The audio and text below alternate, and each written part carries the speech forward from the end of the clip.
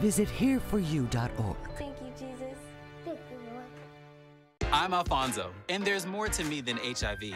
There's my career, my cause, my choir. I'm a work in progress. So much goes into who I am. HIV medicine is one part of it. Prescription Dovato is for adults who are starting HIV-1 treatment and who aren't resistant to either of the medicines dolutegravir or lamivudine. Dovato has 2 medicines in 1 pill to help you reach and then stay undetectable, so your HIV can be controlled with fewer medicines while taking Dovato. You can take Dovato any time of day, with food or without. Don't take Dovato if you're allergic to any of its ingredients or if you take dofetilide. If you have hepatitis B, it can change during treatment with Dovato and become harder to treat. Your hepatitis B may get worse or become life-threatening if you stop taking Dovato. So do not stop Dovato without talking to your doctor. Serious side effects can occur, including allergic reactions, liver problems, and liver failure. Life-threatening side effects include lactic acid buildup and severe liver problems. If you have a rash and other symptoms of an allergic reaction, stop taking Dovato and get medical help right away. Tell your doctor if you have kidney or liver problems, including hepatitis B or C. One of the ingredients in Dovato may harm your unborn baby. Your doctor may prescribe a different medicine than Dovato. Your doctor should do a pregnancy test before starting Dovato. Use effective birth control while taking Dovato. The most common side effects are headache, diarrhea, nausea, trouble sleeping, and tiredness. So much goes into who I am and hope to be. Ask your doctor if starting HIV treatment with Dovato is right for you. I'm attorney Ed Womack. If you're the victim of a wreck with a company vehicle or 18-wheeler, if it's got a name on it, call me. No one wants to pay. Someone has to make them. For a free consultation, call me at 486-9999. Welcome back to DBL. We love sharing your comments. Tori. Can I be honest? Yes. A lot of people writing in about Hannah Anna. Who is no one? People really love that. We did that story 3 times today, and I don't know why I thought it was Hannah Anna. Hannah Anna. But did you think The Bachelor, what's interesting is he never spoke the whole time, which is what is the mother took over that show. I mean, she surpassed him by a lot. I thought that the girl's smile was like very funny at the end. She was like, when the mom was condescending her, she's just like, I'm like, okay, what are you guys going to talk about when you get home? I'm going to be the next Bachelorette. Yeah, probably. Totally. Oh, Jack, do you want to say about the No, I just want to sit here in awkwardness until the show ends. I got to be honest, I don't have my ear in. That's why There's the video. To fail to succeed. That's it. Listen, I'm telling you, they're going to do something with that mom. Yeah, I agree with They're going to do something. She's going to be part of the Bachelor Nation, whether you like it I agree. or I not. don't know about that. We'll see you guys tomorrow, same time, same place. Happy Hump Day, everybody. At Mike Brennan Injury Attorneys, we're born and raised in New Orleans, and you're our friend and neighbor. If you're hurt in a wreck and need a check, go local. Get Mike. Hurt in a wreck, Mike Brennan is a one. Call 345-1111. Now handling jewel cases. Atkins peanut butter cups are my favorite, but I always want one more. You? Yes, Hannah. The answer is yes. Chocolate, peanut butter, and 0 sugar. We can have one more. I think that Notre Dame Hospice gave my father all the dignity that he deserved. It was very quiet and peaceful, but they tended to him without disturbing my mother's closeness to him. It's your choice. Ask for Notre Dame Hospice. And when he passed away, it was very peaceful, and it was just the way it should have been for Mom and Dad. We're a AAA family. We found out about AAA insurance through a friend who had actually mentioned it a while ago. We ran the numbers and it totally worked. We looked at the statement for our previous insurer and then AAA insurance. Definitely, we've seen a huge difference. Switch to AAA insurance today, and you could save an average of $537 on auto insurance. Compare that to State Farm, Geico, even Allstate. Call now for your free auto insurance quote to find out how much you could save. By switching over to AAA insurance, we saved over $450. So with our savings, he bought more equipment. More money means more practice equipment. In his world. Why didn't we do this earlier? Why did it take so long? We're a AAA family now. AAA insurance allows us to do so much more with our kids and spend more time with them. To find out how much you could save by switching to AAA insurance, call 877-209-5169 for your free auto insurance quote today. AAA Insurance, helping you save more.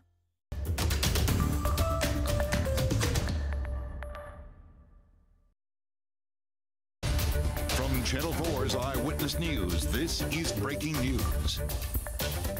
And good afternoon. We are bringing you a special 4 o'clock edition of the Eyewitness News as we await the latest updates on the coronavirus. Joining us, our medical reporter Meg Ferris and Dr. Ronald Blanton, the chair of the Tropical Medicine at Tulane School of Public Health, to answer your questions. In a moment, you're going to see a number that you can text us your questions. But first, we want to update you on the very latest as we emphasize facts over fear in our coverage. There are 6 cases in the New Orleans area. 5 of them are hospitalized in New Orleans. 1 is at Slidell Memorial Hospital. We have also learned that one of those patients is an 84-year-old nursing home resident. They were taken to the hospital on Friday from the Lambeth House, a retirement center in New Orleans, with pneumonia-like symptoms. The patient at Slidell Memorial Hospital is an Orleans Parish resident.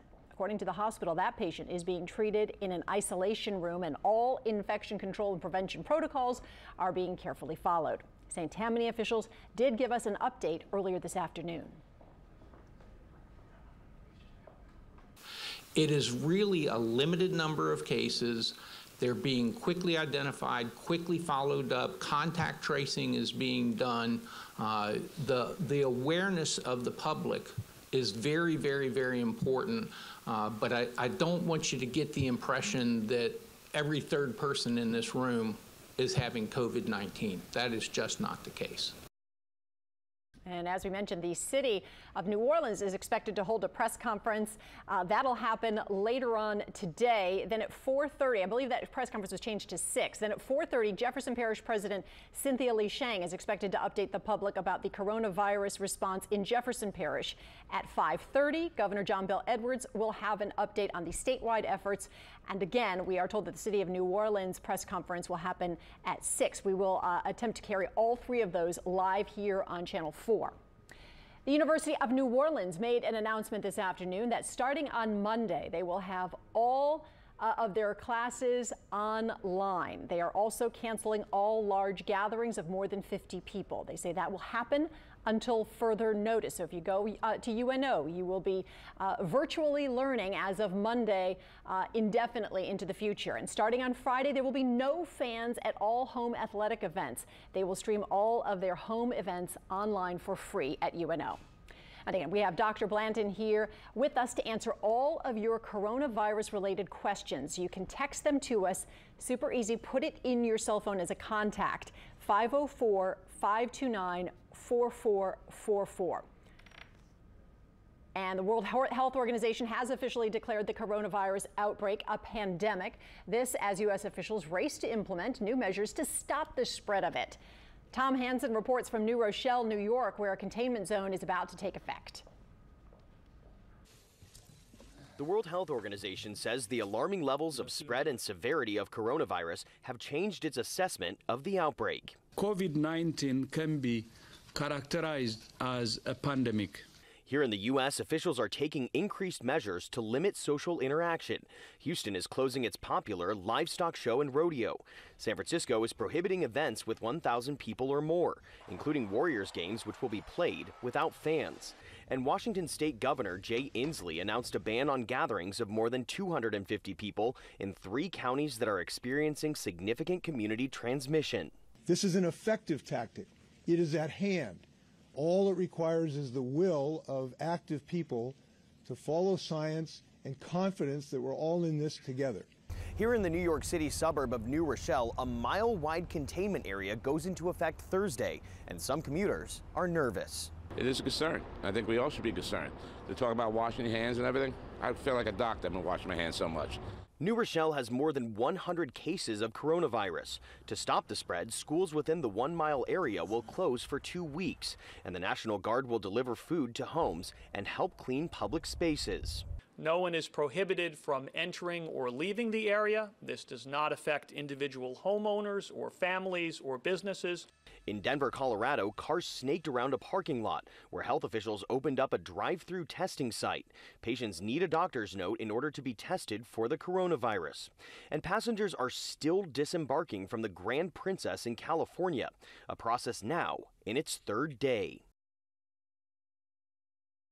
All right, and some breaking news now from Loyola University here in New Orleans. They are saying that they too are going to move to online instruction beginning Monday, March 16th for the rest of the spring semester. So that coming out of Loyola University just now. As of Monday, all classroom instruction will move online. Also, they are saying they're going to cancel classes tomorrow and Friday. So if you go to Loyola, classes have been canceled for tomorrow and Friday to give faculty time to finalize their preparations and give students time to pack and move out if they plan to leave and study from home. But again, they will begin teaching online on Monday. Now joining us here, Dr. Ronald Blanton of the Tulane School of Public Health. Thank you for joining us. Absolutely. And I should say also that you are the lead of the task force at Tulane for COVID-19. So I know you're going to know a lot, but there's a lot we don't know. So here's a question I've been getting from so many viewers. Mardi Gras was 2 weeks ago yesterday. We're hearing quarantine for 14 days, if that's the incubation period. Do you think there's any relation with the cases we're seeing now, that it's 2 weeks after such an influx of visitors from all over the world? It could only be my opinion. I really have no way of knowing what the relationship between that patient and Mardi Gras is. It's entirely possible because there was a large gathering of people from outside of the city and outside of the state. But there's no way to know. We know that the virus is spreading community-wide in many different locations with no connection to international travel. It's entirely possible it's someone from another state. And we have on all the states that surround us, practically, Florida, Texas, there have already been cases. So it's difficult to say specifically Mardi Gras. To put this into perspective, on Monday we had our first case. Now we're up to 6. We might have more. Are we going to expect? Can we expect to have a surge in cases as we become, better at testing for this? And should we be alarmed by a spike? Yes. One of the issues is that with increased testing, you're going to have an increased number of cases. But just think about the situation that we had when we knew there were 3 individuals. None of these 3 individuals have anything in common. None of these 3 individuals had traveled. That means that they got their infection somewhere here. So at that time, there were already 6 individuals who were infected, and probably more. So we're probably already talking about maybe even up to hundreds of people who are already infected, some of whom are asymptomatic and not going to know it. So to see one more case should not make us any more alarmed. We know that those cases are going to occur. It is important to repeat. I was just going to say, there are a lot of people who will get COVID-19, or not the disease, that's the disease. They will get this virus, this new type of coronavirus, never get sick or get mild cold symptoms. They're passing it on to other people, but they don't know that it's this new coronavirus. Is that accurate? That's accurate. Okay. Today, the WHO said this is now officially a pandemic. What does that mean practically to the guy at home? I hadn't read that, but that's interesting because the WHO in the past is relatively reluctant to use the word pandemic because it doesn't have a specific definition. But most people would feel that it means in multiple places it will generate on its own. At the time that we were mainly looking at people from Wuhan, then mainly looking at people from China, that we look at travelers are the source of this. You can identify people who are probably at risk. At the moment it begins to circulate widely in the community, it becomes more difficult to say where any one person may have picked this up. And that's the importance of having it be a pandemic. The other thing is that they release more resources once they make that declaration. But I think it was pretty clear that this had become an infection that would generate itself around the world without having necessarily travel from China. Doctor, I've had other doctors say, I'm young, healthy, I want to get it, so now I have immunity because there's no vaccine. Not meaning they would be excited to get it, but they know it's out there and it's going to go around. I've had other doctors say, I've treated people who I suspect have it and I'm scared. So here's the question. We live in a community where we know we have a lot of diabetics, type 2, we have a lot of smokers, we have a lot of people with high blood pressure, we have a lot of people who have cardiovascular disease. They're all at higher risk. Tell me about our local viewers who are watching. Are we more at risk for having a worse case of illnesses because we have all these other, comorbidities, as doctors call it, but that means people with previous conditions? I think you have very nicely outlined, in addition, people that have respiratory diseases like COPD or who have asthma are also at increased risk, and that may extend across age groups. I think otherwise you have really outlined very well the list of people that are more at risk for serious disease. We don't know exactly who's at risk for infection because it may be a lot of people who are younger, who are asymptomatic and don't show. But in terms of serious disease, those groups are going to be more seriously affected. So one thing you might do is look at the age pyramid for the location where you live. Here I'm new to New Orleans, so I see actually some people who look like a lot of retirees, but at the same time there are a lot of college kids here. I don't actually know what the pyramid looks like in New Orleans, but if they're in a place where there are a lot of retirees, a lot of nursing homes, you might expect more serious disease, not necessarily more infection, but more people that need to go to the hospital and be seen. Here in New Orleans, I don't know that the comorbidities are any worse than other places, but if that were true, yeah, we would expect more disease. But the age groups that we have here, age distribution is one thing that might determine whether we expect to see more serious disease or not. And young people don't seem to get sick, and I should report, you mentioned nursing homes, and you also mentioned retirement communities. There has been a case, as we mentioned at the top of the show, an 84-year-old man who was taken to the hospital with pneumonia-like illness. Right. How long have you been doing this? A while, right? Oh, we're not asking your age. 20, today is my birthday. Oh, happy birthday! Happy but birthday. I'm assuming for 20 years, right? I mean, we're so lucky to have you, and we just want to, and I say that because our viewers have this access to you that really is unprecedented for us here at Channel 4, because all they have to do is text you a question at 529-4444. I wasn't trying to get at your age. I'm not going to touch you either. I came really close. So we want to hear from you what your questions are. I believe we have our first question here of Dr. Blanton. I understand the virus can travel 6 feet when someone coughs or sneezes. How long is the virus active, though, when someone coughs or sneezes? That, again, a lot of these questions don't have a firm answer. They have a range. On inanimate surfaces, the virus may be active for 3 or 4 hours, but there's some estimates on some surfaces the virus may be active even up to a week. Wow. But generally, we expect the virus to not be very active. It depends on where you're at as well. Sunlight is actually a very good activator of viruses. A cough or a sneeze in the bright light of day is different than a cough or a sneeze inside. Well, I was going to lead on to that.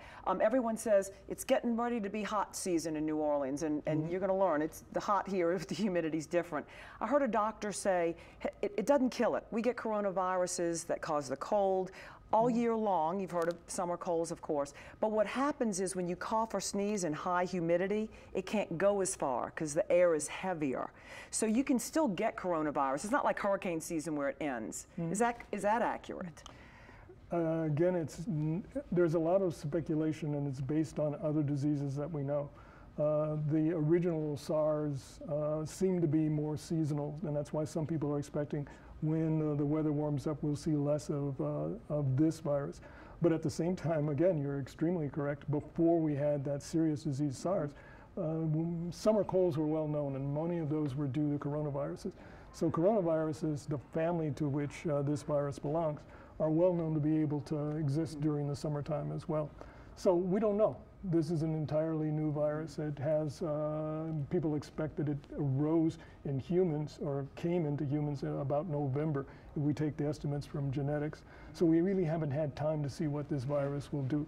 But making an analogy with other diseases, it could be seasonal, or it could be a disease that we will see that extends into the summertime. Or it could go away in the summer and come back in the fall. Given the uncertainty, let me read you something a doctor submitted to USA Today in the form of an opinion piece. If you attend a group event and you start to feel even a little bit sick within 2 to 14 days, you need to self-isolate immediately, like even if you have a tickle in your throat. Would you agree with that? Wow. If you went to a group event, you start to feel just a little bit sick within 2 to 14 days. And we have a lot of conferences that have just taken place here in New Orleans. Yeah. Should you self-isolate, or is that too extreme? It will end up being an opinion. And personally, I think that's a bit much. I'd like to have more rigid criteria than that, or more definite criteria than that, because you could feel a little bit unwell for all kinds of reasons. You got bad news in the mail. What we have talked about mostly is that 80% of people who have this disease, not necessarily the asymptomatics that may be able to transmit some, but people that have this disease are going to have fever, and high fever. And the second thing is that they should have a cough, not necessarily sneeze. But it is absolutely true that there are 20% of people that don't have fever but just have difficulty breathing. And there are some people who will just have the sniffles. I think the risk to other people and to be cautious for yourself, the criteria that I think are most important are, do you have fever and do you have difficulty breathing, are the things that would make me more concerned about isolating myself from the rest of the population. Doctor, you know, we've been hearing so much that young people don't get sick, don't get something dramatic, and children, they really, almost like they have a different sort of immunity than older people to this. Again, I know this is going to be your opinion. Are we right to start closing all these universities and schools and grammar schools and all that? Is it because of the transmission to the older people who are vulnerable, or? It is a question that there is not a lot of data to tell us what to do. And a lot of what we rely on is expert opinion, which is not to be thought of, diminished in terms of how we think about it, but a lot of it is expert opinion, people's experiences. So we don't have a study in which we took a group of people and we isolated them and another group in which we didn't isolate them and see what the difference is. So right now, most general opinion is that public health systems basically do what they feel is necessary. Some of this is driven by the optics, however, that how does it look? Again, you can send us your questions at 529-4444, and we will get those answered for you this afternoon by Dr. Ronald Blanton. We're so grateful to have him here. If we could please pull up that last graphic comparing the coronavirus or the new coronavirus to the flu and to seasonal allergies. And I'd ask you, doctor, just take a look at that so that people, if they're at home, last night, for instance, I coughed for 2 straight hours, and I thought, oh my gosh, my daughter was worried. And then I knew what it was. It was the pollen. It was just, you know, it was allergies, and my eyes are bright red. But it might allay some fears, too, to discuss some of the differences between these different ailments and how they present. Well, one thing that I think I would emphasize, because to me these are very different syndromes. But I can understand that somebody who's not a physician, and if you want to know, I graduated in '79 from medical school. Okay.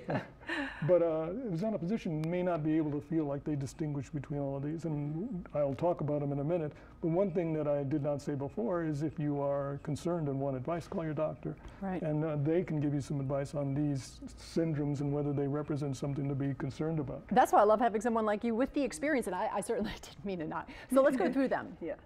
In coronavirus, it is like the flu, but it is not like the flu in that the flu has those symptoms that are listed there. One of the things that happens with the flu is even before you begin to cough or anything else, you have a high fever and a lot of muscle aches. You may have muscle aches before you have even respiratory syndromes. This is associated always with fever and cough and the shortness of breath. That is, the cough and the respiratory symptoms are something that go along with it. But it tends not, but this is not 100%, have the fatigue, weakness, chills, congestion, sore throat. Those other ancillary symptoms don't seem to go along with coronavirus as much. Everything I say, there's going to be an exception to. With the allergies, I think most people are familiar with them themselves. And like you yourself recognize that these are things that happen this time of year usually. So that you have sneezing, and there's no fever, notice in this. The itchy eyes and the nose are all symptoms of allergic responses that you don't tend to get with coronavirus. You know how the flu, you know, at 12:30 you're well, and then all of a sudden at 1 o'clock you feel like you want to die. You are so sick. It comes on so fast. Does this, does COVID-19 come on that fast? Do we know? I've not heard that, but I don't know. Okay. With respect to the way in which this ailment, virus, travels, my understanding is that ultimately it originates in your head, right? But in 20%, those who get it significantly worse than the others, it travels down into the lungs, and then you see that double pneumonia. Is that correct? And those are the ones that were really critical. But there's a lot of people that can have this, and it really never gets beneath the throat. A doctor was explaining that to me the other day. Does that make sense? I'm not sure that I know exactly all of those routes. Most of these viruses are respiratory viruses, and they will be in your lungs. But the difference is, to some extent, how much damage they do to your lungs and how much your own immune response is to the virus. Some of these differences between age groups people have attributed to differences in terms of immune response. And it's not a weakened immune response necessarily that may give you more virus, but sometimes a vigorous immune response is one of the things that gives you more pneumonia. The 1918, the Great Flu, the Spanish flu, was a lot of young people because they would have what was called a cytokine storm. They'd have a massive immune response that would end up putting a whole lot of fluid into their lungs. And it tended to happen in young, healthy people who were of working age rather than the old and the young. This may have differences in terms of people's responses to it, as well as how susceptible they are to the virus. But it tends to be a lower respiratory disease, even as I understand it, even in young people. And just to put, you talk about the cytokines over-response. So basically what's happening is your immune system is so overactive, it's attacking healthy cells in your lungs.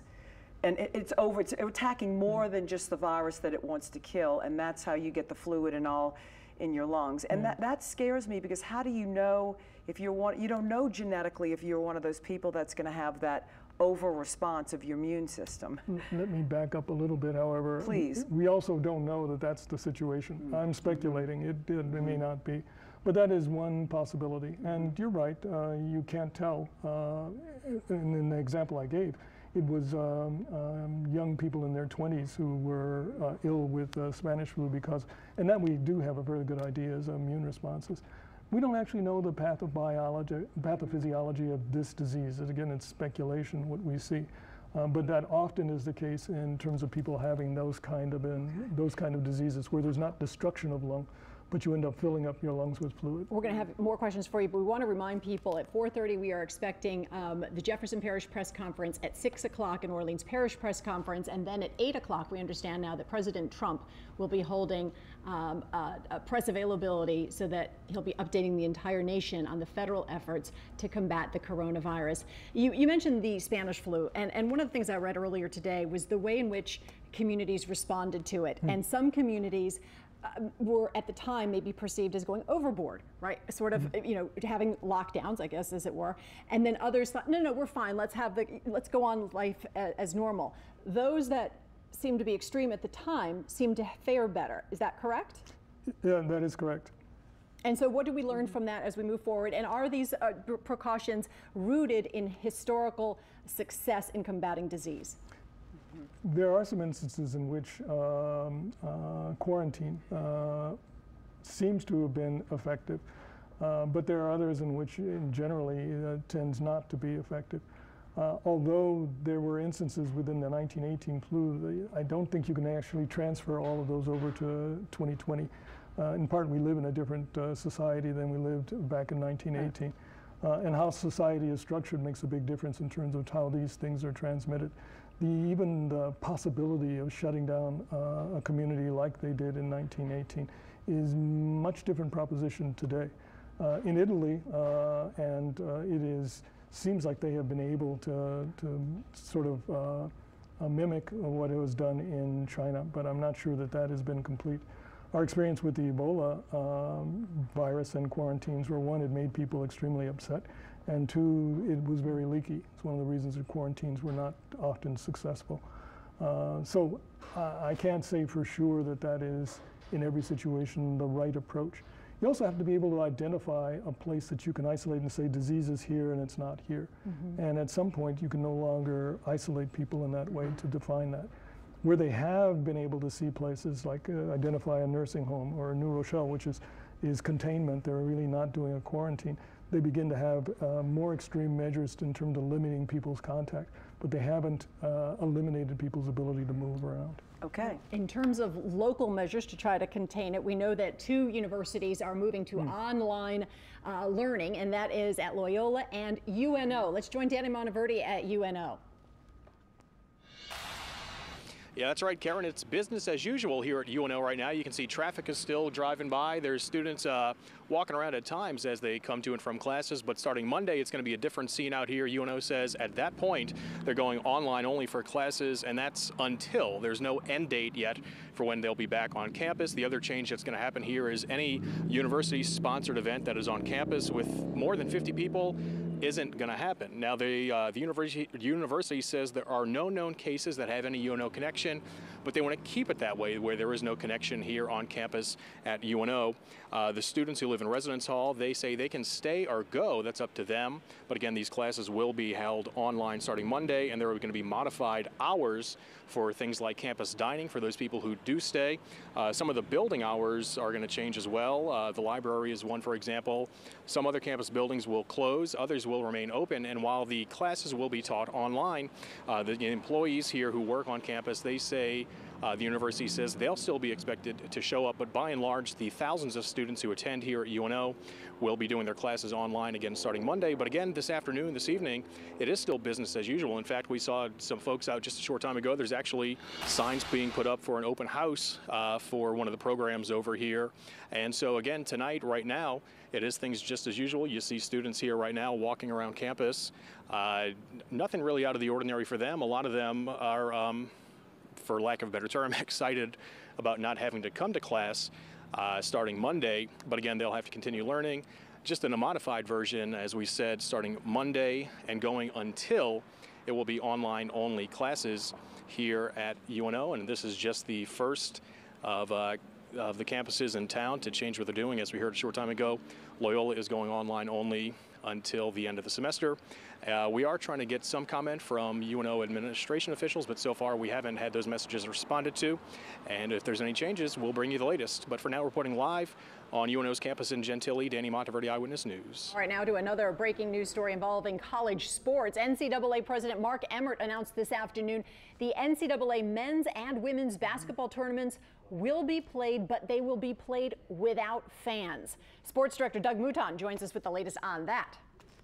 Yeah, hey, Karen, March Madness, again, will be played, but without fans at any games. And you might remember Mark Emmert. He, of course, was LSU's chancellor from 1999 to 2004. He made this statement saying, quote, "I have made the decision to conduct our upcoming championship events, including the Division I men's and women's basketball tournaments, with only essential staff and limited family attendance. While I understand how disappointing this is for all fans of our sports, my decision is based on the current understanding of how COVID-19 is progressing in the United States. This decision is in the best interest of public health, including that of coaches, administrators, fans, and most importantly, our student athletes." Now, this whole scene is rapidly changing. Of course, as Danny Monteverde just said, UNO announced earlier today no fans at any of their sporting events for the foreseeable future. The Pelicans will actually play in front of fans late tonight in Sacramento, but the Golden State Warriors are the first NBA team to announce no fans at their games. And in Major League Baseball, the Seattle Mariners are the first team to say their March games, which are their first 6 games of the season later in March, will be played without fans. And Karen, this does have a direct effect on New Orleans. The women's Final Four will be played in the Smoothie King Center, and it will be played without fans. I tried calling Jay Cicero from the Greater New Orleans Sports Foundation. He is actually on the phone right now at the NCAA. We expect to get comment from him, but this will have an economic impact on New Orleans. The women's Final Four will still be played at the Smoothie King Center. That's April 3rd to 5th, but again, it will now be played without fans in attendance. Karen? All right, thank you very much, Doug. And presumably we'll hear more from the mayor about this this new change in policy where there will be no fans there for the NCAA. The mayor is expected to hold a press conference, which we will be taking live at 6 p.m. In the meantime, we are fielding your questions, 529-4444. You can send them to us, and we have we've got Dr. Ronald Blanton here with the Tulane School of Public Health answering them for you directly. And so, Doctor, what and I know it's just going to be an opinion, we're going to the gym, we're going to the grocery, we're going, you know, to the big box stores and all that, but we're not going to a parade. Mm-hmm. So to some people, viewers have said, it sounds so counterintuitive. Why are we getting rid of our social events when we're out there with a bunch of other people in the public all the time? True, although those events are where people are more concentrated than when you are just going to the grocery store or going to the gym. And it's the closeness is the difference. There are not many parades where you can be 6 feet away from somebody. You're going to end up having to be much closer. In the gym, most people generally are more distant. That still means that you worry about, there are a lot of people who have contact with those surfaces, so it emphasizes the need for good hand hygiene. But I don't think you need it right now to have greater social distancing. There is a point at which there is so much disease that health authorities will recommend that people then stay away from each other. But we haven't really reached that, what I've heard called an inflection point as yet. Right. At this point, we only have 6 cases here in the New Orleans area. Let's take a look at one of the questions that you, our viewer, submitted to Dr. Blanton. If the death rate is less than regular flu, why is quarantine necessary? First of all, is that in fact true? We don't know that. If you take the death rate of people who are symptomatic, it's actually higher. It's around, the WHO says 3%, but it's between 2 and 3%. Seasonal flu is more on the order of 1%. A bad season may go up to 2%. But what is not given, it's even less actually, that's not true. A bad flu season is maybe 1 or 2%. Normally it's less than 1% for the flu. What is usually used as the death rate, at least for epidemiologic purposes, is the rate of people who are infected over the number of people who die. And we don't know that number that are infected. It's probably much greater than everything that's been reported. So it's the number that have died, the percent that have died is really very much less. And everyone right now really feels that if you take that rate, that is the number of, total number of people infected, that the death rate is probably once again like seasonal flu. Well, let's take this from that perspective. We know that tens and tens and tens of thousands of people around the world die from flu every year, and not many have not died from this. So with that perspective, not the rate, but just sheer numbers, are we over concerned about this when so many people die of the flu, young, old, healthy? I think Doctor, we're going to have you answer that in just a moment. Let's go right now to Jefferson Parish, where we have Parish President Cynthia Lee Shang updating the public on efforts to fight the coronavirus there. Good evening. I have with me Dr. Joe Cantor, who is the Assistant State Health Officer for Region 1 Medical Director for the state. Dr. Jerry Satanovich is here, Sheriff Joe LaPinto, Steve Lachute, who is our Chief Operating Officer, Valerie Brolin, who is our Deputy Chief Operating Officer, Joe Valiente, who is our Director of Emergency Management. Where's Joe? Okay. Addie Emsize is our Chief Administrative Assistant, Councilman Scott Walker, and Superintendent Dr. Cade Brumley from our school system. So with that, as of this moment, we have 6 presumptive positive cases in the greater New Orleans area. And those tests are currently on their way to CDC or being tested at CDC at this time. We've spent much of yesterday and today looking at future programming in Jefferson Parish. And in doing so, we are trying to strike a balance between maintaining our quality of life and living our lives, but also recognizing and acknowledging that the virus is present in our community and that we must take the necessary precautions to minimize the spread. Our main mission is to slow the spread. The medical community informs that the most crucial time to minimize the infection rate is to curb it early on. Please know that this is an ever-changing situation, and what I'm telling you today will change as we continue to get more information. And then speaking with members of our medical community, we also have an expectation that the presumptive positive counts will rise as testing becomes more available in the days ahead. And speaking with the governor's office, their Department of Health believe that 80 to 85% of the cases are mild and essentially look like the flu, but 15 to 20% of the cases are quite severe. Experience with this virus has shown that the elderly and those with underlying health conditions are at the greatest risk of suffering the severe consequences of this virus. They don't have a higher chance of contracting the virus, but if they do get the virus, they have a much greater chance of having a severe and very serious case. We have also been informed that for every 1 person that contacts this virus, it can spread to 2 to 3 people. With those facts, our policy as of today will be to suspend all non-essential senior programming of a social nature. We have programming in various departments in our parish. We are an older parish by comparison in this region. Certainly, if you look at the average of our parish across the country, we are considered an older parish. Senior centers operated by our Jefferson Council on Aging and supported by our Citizens Affairs departments have programs. The Golden Age groups operated by our Recreation departments have programs. Our RSVP, our Retired Senior Volunteer programs, operated by our JeffCap department, also run programs. So again, all of those programs of a social nature will be suspended until further notice. This does not include essential senior services, such as the Meals on Wheels, medical transportation services. We're certainly fielding a lot of questions recently about the upcoming St. Patrick's Day festivities, the Irish Italian Day festivities. So given that these events are extremely high density, that include thousands of spectators throughout the parade route, moving forward with these parades does not coincide with our efforts to minimize this spread. Therefore, those upcoming parades are canceled, and certainly, and we hope, discussions for having those parades at a later time can be revisited. Again, we're trying to strike the right balance of continuity of our government operations and our daily lives, but yet taking the proper precautions to minimize the spread as it sets foot in our community. And again, it's suspending the social events that include our most vulnerable populations, the elderly, and then doing those things to minimize the number of people infected by looking at the large events, the dense crowds, and considering those factors. Jefferson Parish does not have a public health department.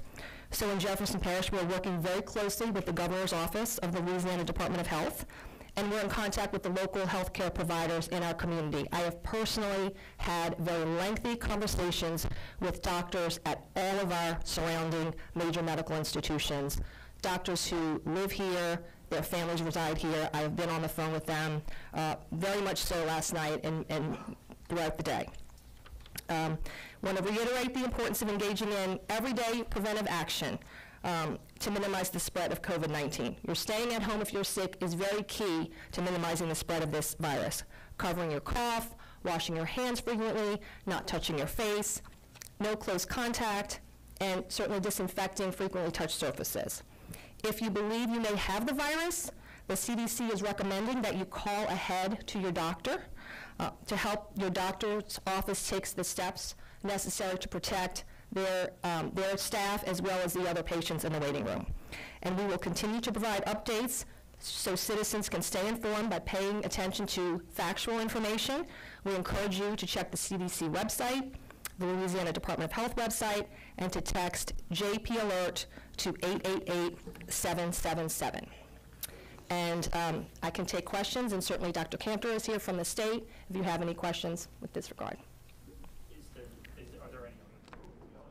All right, you have been listening to Parish President Cynthia Lee Shang update the Jefferson Parish public on efforts to contain or at least stop the spread of the coronavirus. And so as a result of that, as a precaution, they have decided to suspend indefinitely all programs of a social nature, especially affecting the elderly. It would also extend to the parades. Those parades scheduled for this weekend, the Irish parades, the Italian parades, canceled.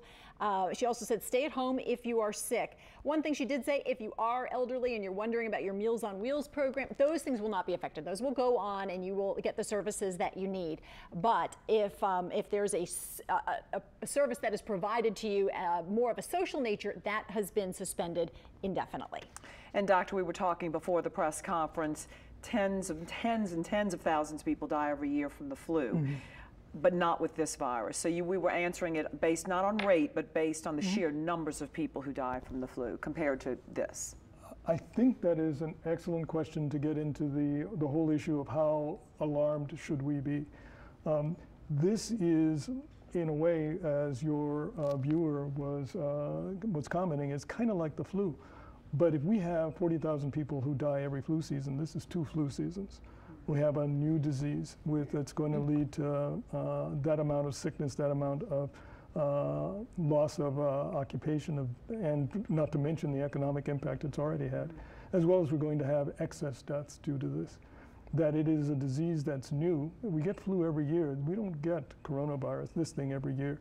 So that there's a chance to maybe limit it better than even we do with the virus, or that with the influenza virus, or that we're going to see more of it because we have some immunity in the population to influenza. We have no immunity in anybody other than maybe in Wuhan, China, and Italy, to the coronavirus. So all the colds we've gotten that are other types, there's 7 types of coronaviruses, that doesn't give us a little bit of immunity to help protect us some? We don't know at this point. Yeah, I hate those questions I have no answer for. We don't really know. You might think so. We think that one of the reasons that old people did well during the 1918 flu is that they had some level of resistance from other flu, influenza infections that they'd had in the past. Maybe the other coronaviruses have lent some immunity to us, but nobody knows. This is the opposite. The old people are getting sick and the young people are not in this case. Yeah. Go ahead, Candy. Speaking of sheer numbers, I was reading earlier, and I think it's important that we attribute every story that we're getting. This was actually from NBC News, and they said that they had 2 separate sources who were made privy to a meeting on Capitol Hill between the doctor who, I guess, services the lawmakers themselves in the White House, who said that he expected 60 to 70% of all Americans will get this. Now, again, keep in mind 85% might just have the sniffles or nothing at all and be a carrier. But if we look at that 2% or 1%, and you do the math of 60 or 70% of Americans, then you're talking about a big number. Although he is talking about everybody who gets infected, and the number of people who die from everybody who gets infected is again much less than 1%, probably much less than 1%. That is reassuring. Yeah, the number of people who get ill, then we're talking about 1 to 3% of them are going to have serious disease. Okay, and doctor, I'm told we're going to go back to the Jefferson Parish press conference. So far, how much money on hand does the parish have to deal with the coronavirus, and how much do you expect to be spent? Well, certainly we've set up the account numbers, and this is an event that perhaps can be reimbursable, but that's not our concern now. But we are making those preparations, and we're doing a lot of things as an employer. We're also an employer of several thousand people, so we're looking at those things that employers should be looking at in the event that this continues. If you have excessive absences, are you training people to be able to take over? Are you flex timing? Are you, obtaining other office space?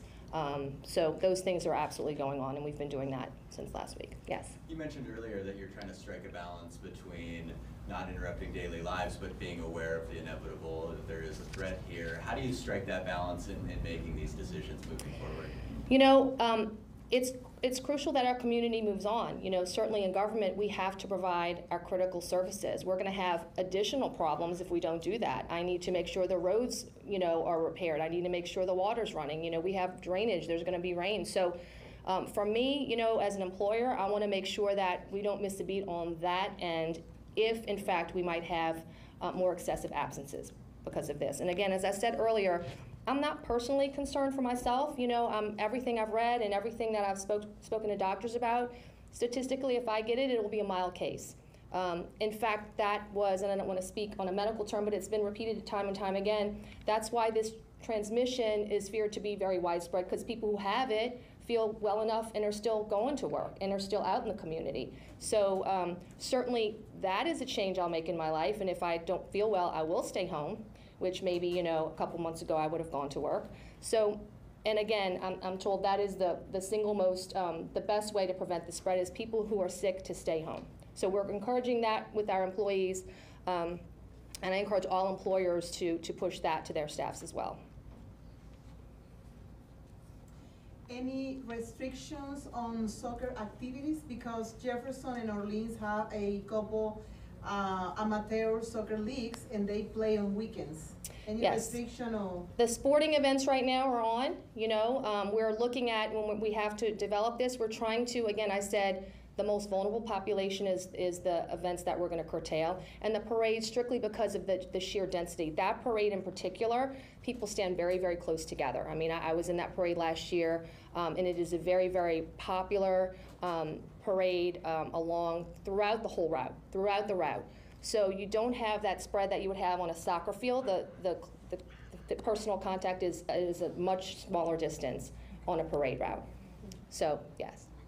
The Senior Expo, part of the social? Unfortunately, the Senior Expo will have to be canceled, and I know it's not for a little bit, but you know, there are resources that we don't want to expend if we are going to cancel that event, so we're canceling that event today. And again, we are looking at, you know, I should say postponing. We want to revisit all of this at a later time. So is there a chance for these parades, for example, the one that was Central Sunday, that it could, is it canceled or is it postponed? No, it's canceled if later in the year the organizers would like to have a parade that, you know, is not on the day of, you know, near St. Patrick's Day. We certainly would invite that in those conversations. I hope will happen later on. Well, yes. Just one last question. I asked Mayor Cantrell about this yesterday, and if you could do the same. You know, we've been doing our best to report facts and not spread fear. Is there anything that you can say just to, you know, if somebody's watching this at home and maybe going, oh gosh, you know, is there anything that you can say to just, you know, it is about pushing out factual information. In fact, all of the information I get, I'm referring directly to what the state's putting out. Do not get your information off of social media. I have my phone blowing up all day with friends. Did this happen? Did this happen? It's like, no. So it is critical at this time especially to have accurate information being reported throughout the community by everyone. With yes. the school sports, is there any changes that could happen with that? I know there's I'm going to let Dr. What could be happening there, or is there anything expected to change? So we're basically out of indoor sports where the density would be more of an issue, so we're out into baseball and softball at this point. So all of our school sports that are outdoor activities are still ongoing. So no changes. Is there anything in season or anything that normally is inside that could change? Or? No, at this point we have not made any restrictions to athletic events, because for the majority of those events, they're outdoor events. Yes. Yeah, this region being one that's particularly heavy with service workers, I know the city of New Orleans was encouraging employers to look at their leave policies, sick leave, and that kind of thing. Is that something that you would like to encourage Jefferson Parish people? Like, do you have anything you'd like to say about sick leave policies in the parish? We are looking at that with our employees. You know, we are fortunate that we give sick leave to our employees, so they have that benefit available to them. And again, we're encouraging people to use that sick leave if they're sick. If someone is out of sick leave, we're going to handle that right now on a case-by-case basis. But I don't want that that to be an issue. And again, we're going to handle that on a case-by-case basis. What about other employers in the region? Well, I mean, that's what the other employers are going to, I think they need to be in that process now of reviewing that, you know. Yes, that's what everybody should be doing right now. Yes. And just to make sure I have it correct, both parades have been canceled, the Irish Italian and Meadow Parade. Yes. And they're permitted events. Now, again, this is what I'm speaking about today is the events that Jefferson Parish permits. Of course, all other gatherings that, you know, are not permitted by the parish. I suggest the CDC has excellent materials on different events and workplace and school and all kind of guidelines. So I really suggest people look to that if they need to make their decisions. Okay. Thank you very much.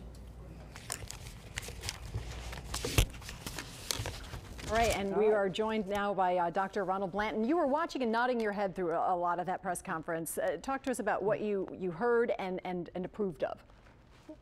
I think everything that the Jefferson Parish president said is actually very important to keep in mind. I think she is realistic, as we all are, about what the progress of this epidemic will be like, which is that we will see more and more cases. But the important point is that we want to slow that progress. If we had 100 cases that show up this week in the emergency room, it will overwhelm the healthcare system. If cases can be spread out over time, and there will be cases, but they can be spread out over time, we have more time for the healthcare system to respond and to have the facilities needed for taking care of all of those people.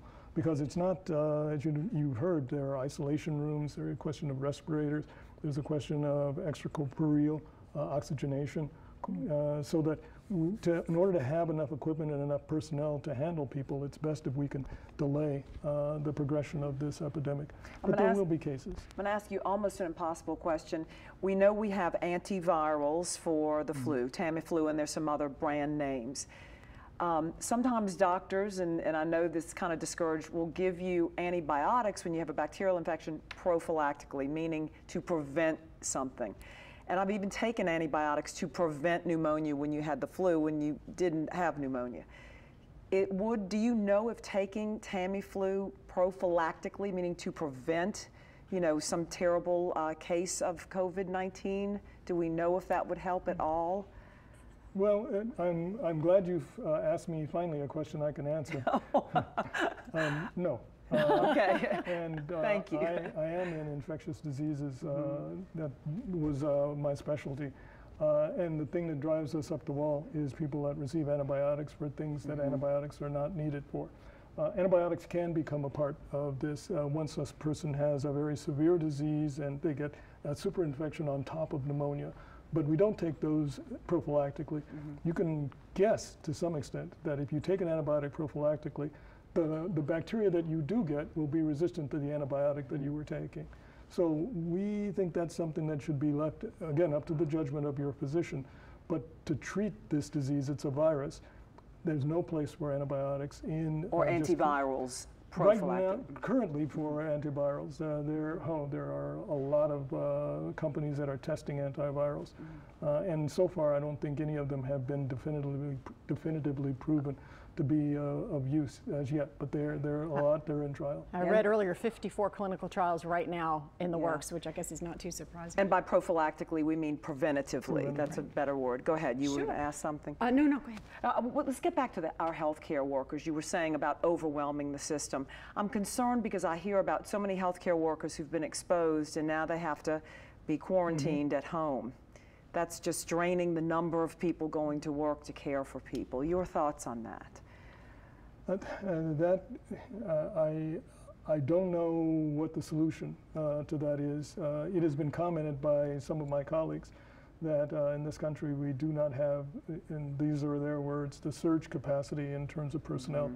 That may become a more critical issue than even isolation rooms and ventilators. Dr. Blanton is taking your questions. We want to remind you, you can text them to him at 529-4444. Let's take a look at this question from one of our viewers. Why aren't the patients being treated at one hospital in a containment wing to minimize the spread to other patients and hospital workers? I can't entirely answer why that is. Once again, I can give you what my assessment would be. And currently, that could probably happen. We have 6 patients. You could probably do that. But if you anticipate that we will have situations like they see in New York and in Washington State and in California, it won't really be possible to isolate somebody to a single hospital, all of the cases that we may expect to see. The transmission is not in the hospital, at least right now. We don't see transmission in hospitals. It's in the community, and that would not solve that problem. So, to follow up with that then, Meg was able to confirm earlier that the one thing we know about one patient is an 84-year-old gentleman, or 84-year-old person. Who it's a man. No, they've said it's a man. 84-year-old man who is at the Lambeth House, which in New Orleans is an assisted living facility. So what should be going on, and what would you assume is going on at that facility now? Because we know they are particularly susceptible, and we've seen scenarios unfold in Washington State that are disturbing. Again, I don't know what's happening there, but I would presume that they are looking at all of their patients that have any indications of symptoms. They should be more concerned than we might be with you or I if you just had the sniffles. In that case, almost any symptom, given that they are elderly, given that they are confined to one unit. Most of those people that show the slightest symptoms should probably be tested. And I can tell you, and I will report at 5, that they are limiting visitors. They have stopped all their classes and all those kind of group gathering type things, and they're severely limiting people who come and go right now at Lambeth House. Meg, what were you hearing, maybe we can bounce it off the doctor too, about the swabs that are needed to be used? That was my next question, Karen. I'm hearing not only from people, but from doctors themselves that there's a specific type of swab that needs to be used up the nasal passage, and then it needs to go in a type of container to a Quest or a LabCorp, and that they can't find places that are doing it, people who believe they've been exposed and want to go be tested at the commercial level, because we know at the state level there are those strict criteria. So what are you hearing about the availability of the testing for people? I can't say that I've heard a lot, other than what I actually have heard on the news, that it is available commercially. What I do know is that the state health department is often concerned about the way the test is administered, in that it really, it's not just the external part of the nose, which you really have to try to get it moistened in the deeper parts of the nares, the nasal cavity. And often that doesn't happen, so it's not really a real valid test. But the number of tests, at least I haven't tried to get any, but the government says that we have an adequate number for the demand, more than an adequate number for the demand. Well, that's what one doctor told me, that he was near an emergency room and they had the wrong type of swab. They weren't getting the swab correctly, which would mean you're going to get a possible false negative. True. Okay. That's concerning, because then the person goes back out in the community, and that was doctors' concerns, that they had to turn away people who went back in the community who they, in their expertise and years of practicing, were concerned about. In terms of, we're right now, JP just said, hey, this weekend's parades are canceled. Orleans Parish already did that yesterday.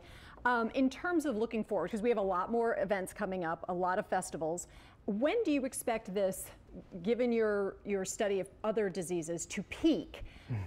Is there any way to use your knowledge based on other diseases to kind of predict when this might peak, or how long we're going to be dealing with this? No, but I can give you... educated guess? Yes, Okay. Well, maybe even more than an educated guess. We have been plotting, if you go to the Johns Hopkins site, what you can see is the distribution, and there's a graph on the number of cases. One of the problems I had with that graph is that they plotted them all on the same scale, so that you didn't see what happened outside of China until just recently it started to climb up. But if you plotted on its own scale differently, you'll see that way back at the beginning of February, we could see that this was almost exponential in terms of its growth outside of China. If you plot the day-to-day numbers of cases, you see that from when it was first recorded in the situation reports of the WHO at the end of January, it went up through the mid-February and has now gone right down. This is 3 months. That's a very short period. Now, if that is because of the isolation of maneuvers that the Chinese have done, we don't know. Or is it a biological characteristic of the virus? If it's a characteristic of the virus, then we'd expect this to be a very rapid, intense increase followed by a rapid decline. All right, and there have been reports that they haven't been accurate in China with their reporting. Yeah. Not exactly accurate, but they're much less than they have been. Okay. Dr. Ronald Blanton with Tulane School of Public Health, you have been a wealth of information, and we thank you for joining us. And we welcome you to New Orleans. Glad to be here. Thank you so very much. And Meg, we thank you so much. I know you've got a special report coming up at 5 o'clock. We're going to take a short break, and we will be back with more of our special edition of the Eyewitness News at 5. This has been breaking news from Channel 4's Eyewitness News. For the latest updates, go to WWL-TV.com, the Channel 4 app, or our social media pages.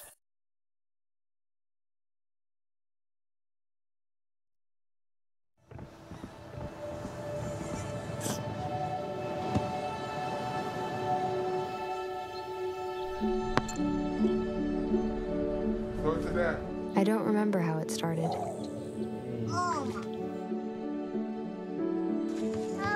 Our back and forth. Victory. Fumble. Repeat.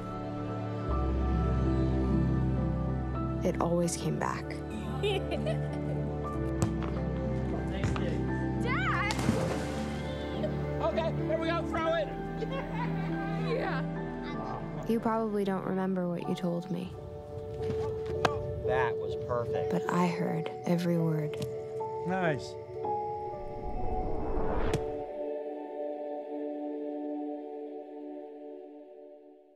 You think think you know your New Orleans icons? Well, you've never seen them like this before.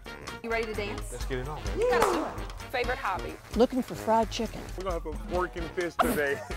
I don't twerk. You don't twerk. Heard it through the grapevine. I do a little stinky leg every now and then. I'm turning the camera over. He's the expert swimmer. Go for it. You don't feel these buns? These are family, baby. Family? These are right out like that. Right Bounce. Join me for another view Thursday mornings at 6:30 on WWL. Your son wants to get a cat, I'll really take care of it. but you're allergic. Do you A, prepare yourself,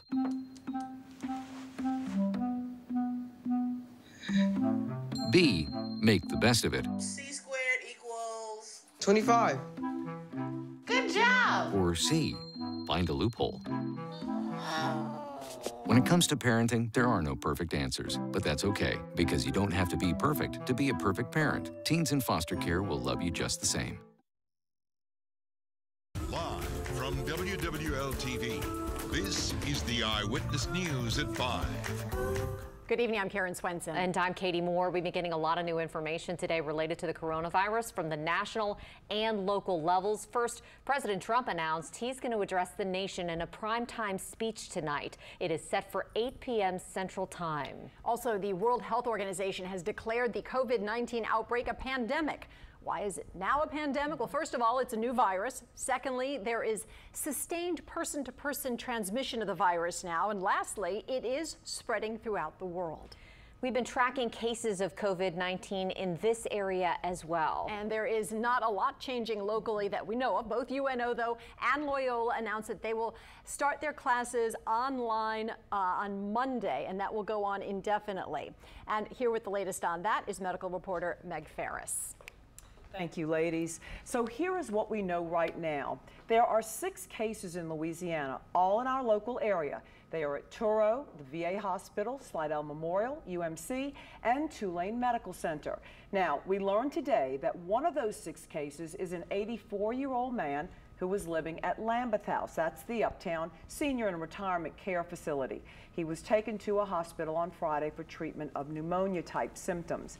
He is still there. Meanwhile, Lambeth House has several safety measures going on. Social events are canceled. Interaction among seniors living there is limited, and visitors are limited as well. Residents who leave will need to be screened when they return. Now, here's a few other things. The governor is speaking at 5:30. The New Orleans Wine and Food Experience is canceled. At UNO, no fans will be allowed to go watch baseball games, and beginning Monday, as they mentioned, classes will be online. And classes at UNO are online only. We're waiting to hear from Tulane if that's the case. We're not sure at this time. The Newman School Alumni Weekend activities are canceled, and LSU Baton Rouge is discouraging students from traveling for spring break. And if you do, they ask that you use good judgment. That's what we have for now. All right, Meg, thank you. So fluid. Absolutely, it is. It is a constantly changing situation, and we appreciate your reporting. Thank you. Some people who get that coronavirus, they may feel fine with only mild symptoms. Right, almost like 80% of it. The risk, though, is that you could spread it to others who may get very sick. Erica Ferrando explains who's most at risk when it comes to this virus. Nursing homes and senior facilities are working extra hard to keep the coronavirus from infecting their residents. We do have the highest population that will be affected by dying from this disease. They cannot fight it. They have comorbidities and compromised systems. The CDC says adults 65 and up and anyone with chronic medical conditions like heart disease, diabetes, and lung disease are at a higher risk of getting very sick from this virus. The CDC says these people should avoid crowds, and if there is an outbreak in your community, stay home. We are attempting to minimize contact from the outside world into our buildings. A nursing home in Washington was where the first widespread outbreak happened in the U.S. 19 people died from association with that nursing home. Now, the Louisiana Nursing Home Association is asking the public not to visit nursing homes right now. They're trying to limit potential exposure and are asking loved ones to call ahead to arrange other ways to stay in touch with residents. We are offering the option of FaceTime, Skype, videos to keep track of the ones that they wish to be with. And some nursing homes are canceling community activities. What we have to do in this case is to keep this monster out of our building. The biggest tip, don't panic. Just wash your hands and make sure your loved ones who are older or have any conditions that make them vulnerable avoid big crowds. Erica Ferrando, Eyewitness News. One of those patients receiving treatment for the coronavirus is at Turo Hospital Uptown. He exclusively spoke with Eric Paulson on the Eyewitness Morning News. After I got in and I told them the type of work that I did, and they ran some tests, and after running a couple of the basic tests, they decided to do the coronavirus test. And what were the symptoms you had? I mean, what did it feel like? Just felt weak, shortness of breath,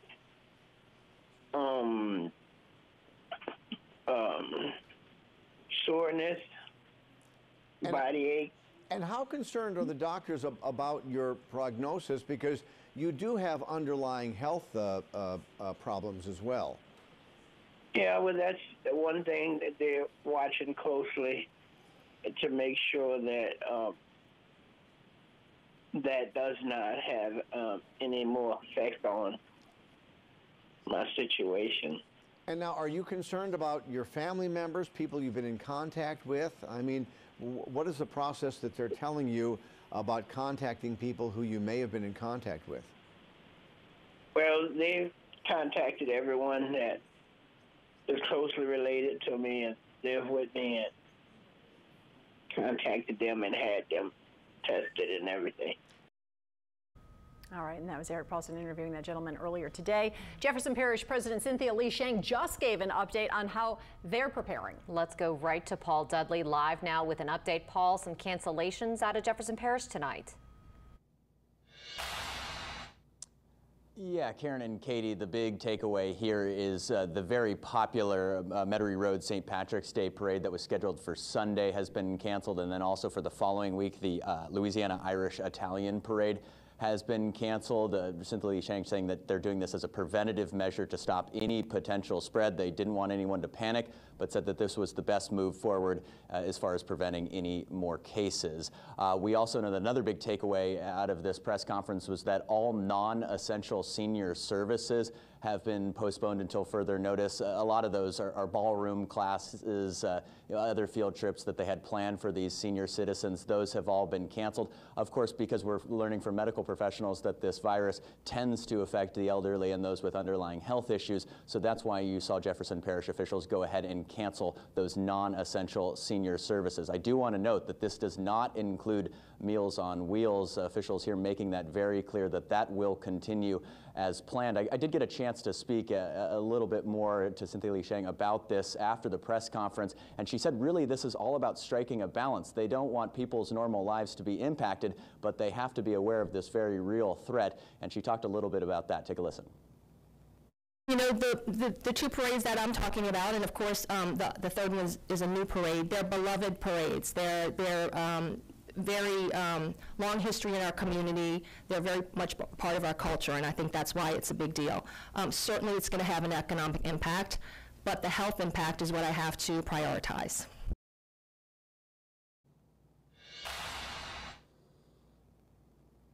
And another big takeaway out of this press conference is they actually did talk about some of the numbers of these cases and telling us that 80 to 85% of these cases that are reported, typically the symptoms are very mild. Well, there is about a 10 to 15 chance of these symptoms being more severe. Again, those having to do with mostly senior citizens and underlying health issues. So that's why you saw JP officials go ahead and cancel those senior services. I did get a chance to speak this morning to Lieutenant Governor Billy Nungesser about this whole thing, and he was telling me that he thinks that canceling these events very well might be premature. We'll hear from him coming up all new at 6. That is the story live in Jefferson Parish. Paul Dudley, Eyewitness News, back to you. Thank you so much, Paul. And Slidell Memorial Hospital is taking care of one of the presumptive positive cases of coronavirus there. St. Tammany Parish held a news conference this afternoon. Erica Ferrando joins us live with an update from there. Erica? Well, the message this afternoon was pretty clear. Yes, Slidell Memorial is treating a patient for the coronavirus, but parish officials say this does not mean the North Shore needs to panic. Now, we do not know too much about this patient here in Slidell, but we do know that they're an Orleans Parish resident. Now, it's not clear why they're being treated here. This patient is being treated in an isolation room, and the hospital has been preparing for this possibility with drills and training. St. Tammany Parish President Mike Cooper told us this afternoon, as of now, all planned events this weekend will still go on. That includes the big St. Patrick's Day parade in Covington, and no facilities in the parish are closing because of this. St. Tammany Parish Coroner Dr. Charles Preston said he wants people to stay calm. He says there are a limited number of cases and they are quickly being identified. The issue that I want to drive home is public awareness of symptoms of COVID-19, which are essentially like the flu, that you have fever, cough, runny nose, body aches. The one distinguishing feature is COVID-19 is associated with some shortness of breath and can present as a pneumonia. Normal measures are still the appropriate things to do. Wash your hands with at least a 60% alcohol solution. Once an hour, wash with soap and water. Try to observe social distancing.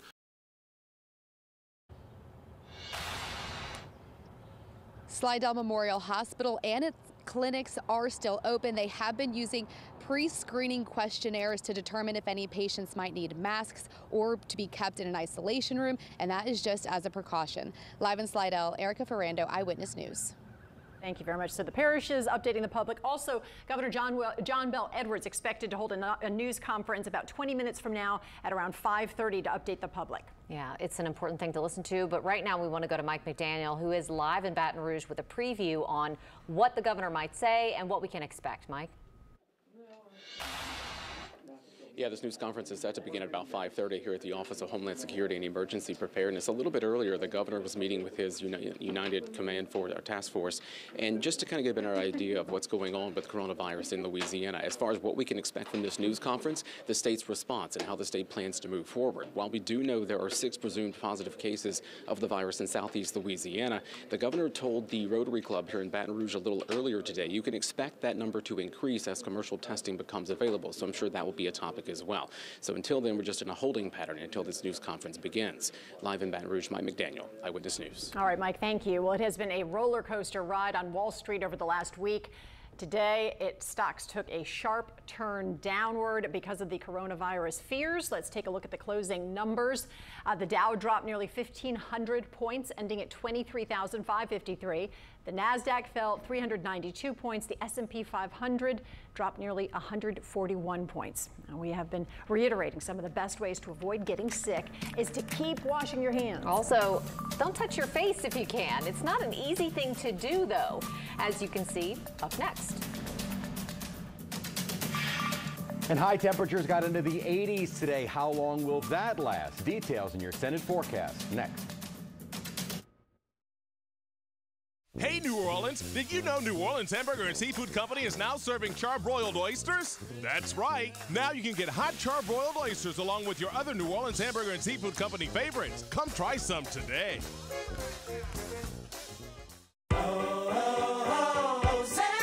Once weekly Ozempic is helping many people with type 2 diabetes like James lower their blood sugar. A majority of adults who took Ozempic reached an A1C under 7 and maintained it. Here's your A1C.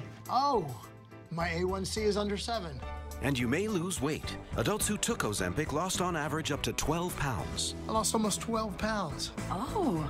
For those also with known heart disease, Ozempic lowers the risk of major cardiovascular events such as heart attack, stroke, or death. It lowers the risk.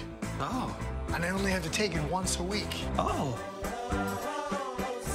Ozempic is not for people with type 1 diabetes or diabetic ketoacidosis. Do not share needles or pens. Don't reuse needles. Do not take Ozempic if you have a personal or family history of medullary thyroid cancer, multiple endocrine neoplasia syndrome type 2, or if you are allergic to Ozempic. Stop taking Ozempic and get medical help right away if you get a lump or swelling in your neck, severe stomach pain, itching, rash, or trouble breathing. Serious side effects may include pancreatitis. Tell your doctor if you have diabetic retinopathy or vision changes. Taking Ozempic with a sulfonylurea urea or insulin may increase low blood sugar risk. Common side effects are nausea, vomiting, diarrhea, stomach pain, and constipation. Some side effects can lead to dehydration, which may worsen kidney problems. Once weekly Ozempic is helping me reach my blood sugar goal. You may pay as little as $25 per prescription. Ask your healthcare provider today about once weekly Ozempic. Good tattoos aren't cheap. Cheap tattoos aren't good. Regions understands that knowing how far you've come can help you get where you want to go. And our tools make the journey even easier. Switch to Regions. Does your car need collision repair? Unlike other collision repair groups, Ray Brandt is locally owned and operated. This ensures that every dollar you're spending repairing your vehicle stays local. Ray Brandt Collision Center, restoring your car like new and keeping our economy strong. All right, we've heard it time and time again. Wash your hands and cover your mouth when you cough or sneeze. Yeah, but one thing health officials are asking everybody to not do is something that we all do, touching your eyes, nose, and mouth. And it's a common habit that Jade Cunningham is taking a closer look at. Things we touch every day are countless. Gosh, I mean, silverware, table is just awful. Handrails, you don't need them, you're fine. But one thing you should be counting, have I been touching my face? Is that health officials say on average a person touches their face 23 times an hour. It can lead to getting sick, transferring the germ to your face and your body, and is something you're probably not even aware you do. To show you how often it happens, we place cameras around the station and went around the corridor talking with people. I mean, you see people wiping seats down and stuff. We drove to Atlanta, stopped in Atlanta. Just some good food, some good memories. So we just ate beignets, so we got powdered sugar all over our faces. Only to later reveal we were looking at how many times they touched their face, which obviously also included me. I'm proud to say you did not touch your face once. Hands in my pocket, that's the trick. Some did well, others not so much. Like these two from North Carolina, who in 3 minutes touched their face about a dozen times. So today's like our first day out. Caroline Tier unknowingly touched her face 5 times in 2 minutes, and again after we told her about it. I think, okay, there we go. Okay. And remember those cameras around the station? It seems nobody is immune to it. wash those hands, you know, make sure that you're keeping yourself, you know, taking extra care. Not touching your face is easier said than done, but it's a habit worth noting, so you're less likely to spread those germs and get sick. Jade Cunningham, Eyewitness News. That's a great way to tell it. There are some ways to help break that habit, like keeping your hands busy. It's also a good reminder of washing hands thoroughly throughout the day when you start thinking about how often you are touching your face. I just said it, and it still remains true. Every part of my face itches. Yes, I really want to scratch my nose right now, and I cannot. What about touching other people's faces? Oh, I guess you could do that. Yeah, can you? Pen? But now the pen no, needs pen's to be diseased now. No. Oh, well, can't win. Just can't do it. Yeah, you just use can't a napkin. I mean, it's just like in the bathroom, right? Or wash your hands, then maybe scratch your face. I don't know. I don't know. That's a whole Then wash thing. your hands again. And then wash your hands and again. And then hand sanitize. But it was beautiful today. But Gorgeous. it was nice. It was a nice day to be out in the court, as long as you were 6 feet away from everyone else. Right. And then you're good. And the weather actually is going to be pretty tranquil coming up for the weekend, and even heading into early next week. No real weather systems coming our way, as we're going to see kind of a big ridge of high pressure building over us, which is going to keep us pretty quiet but also very warm.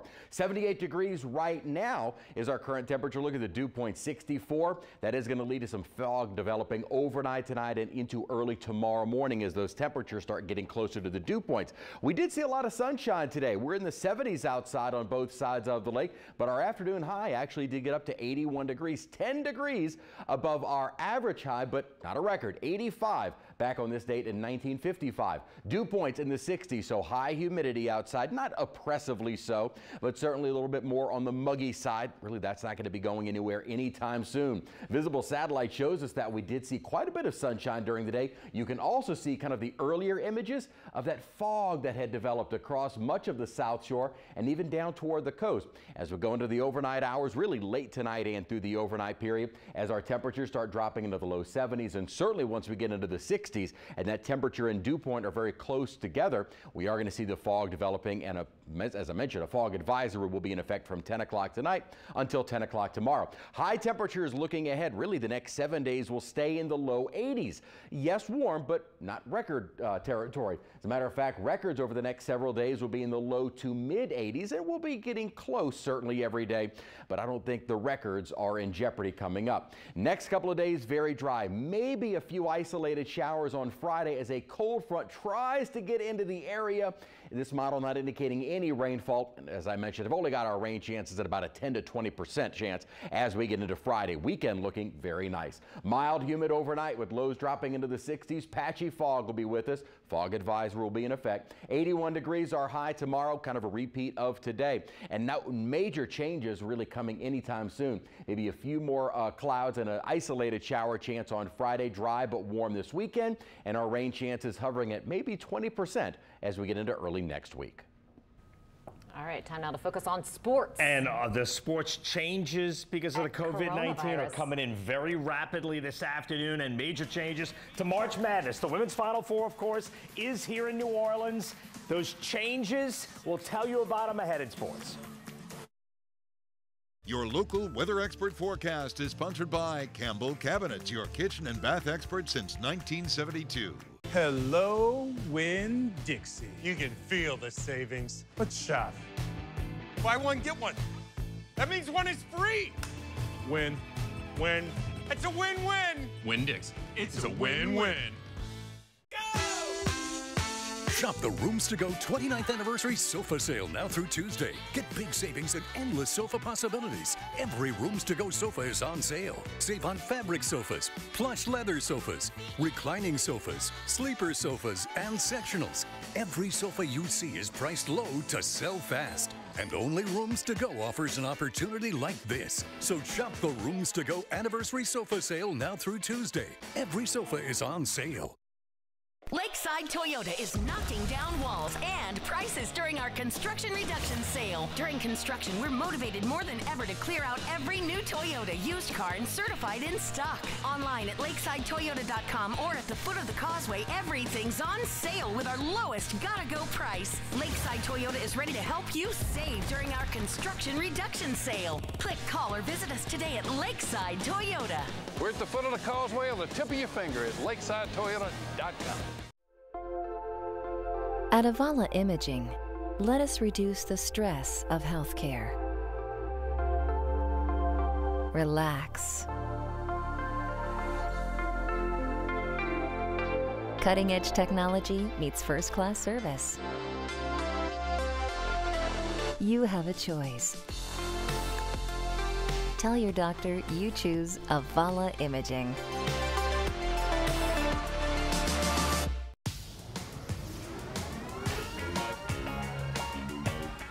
Hi, I'm Greg, the Go Auto guy. I just had to come in and tell everyone thank you for all the money you saved, and you really saved me hundreds. Great, since Go Auto only specializes in car insurance, I can save lots of money. And for convenience, I had options. Call one of your non-commissioned agents, go online, or come into the store like now to save money.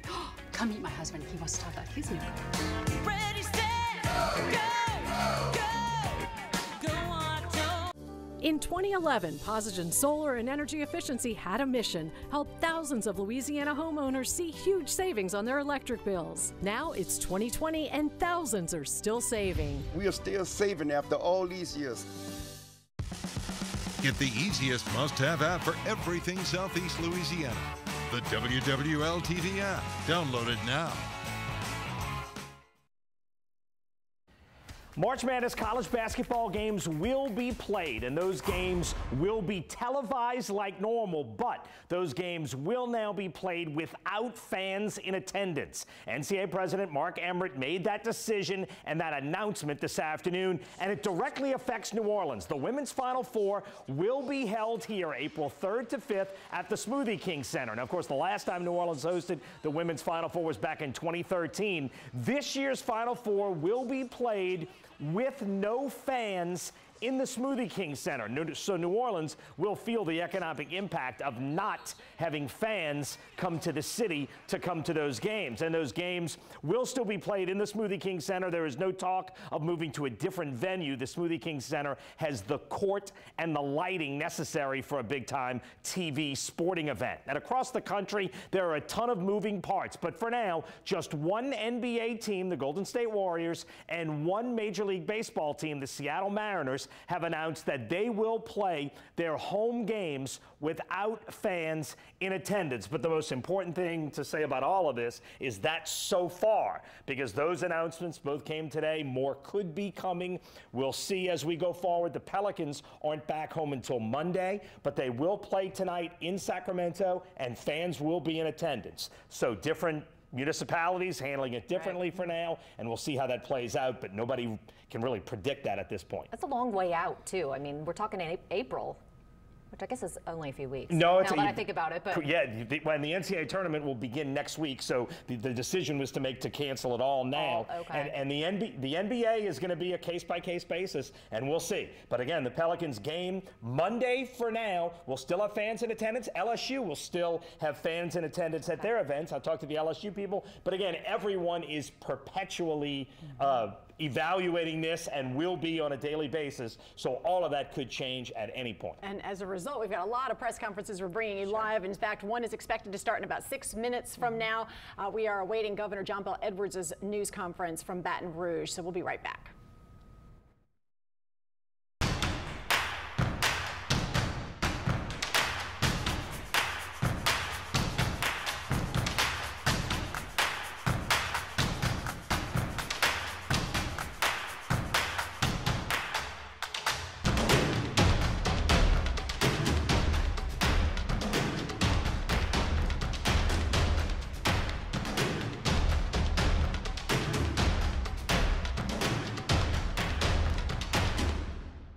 Calls from injured people, but we also get a lot of calls from other injury attorneys asking for advice.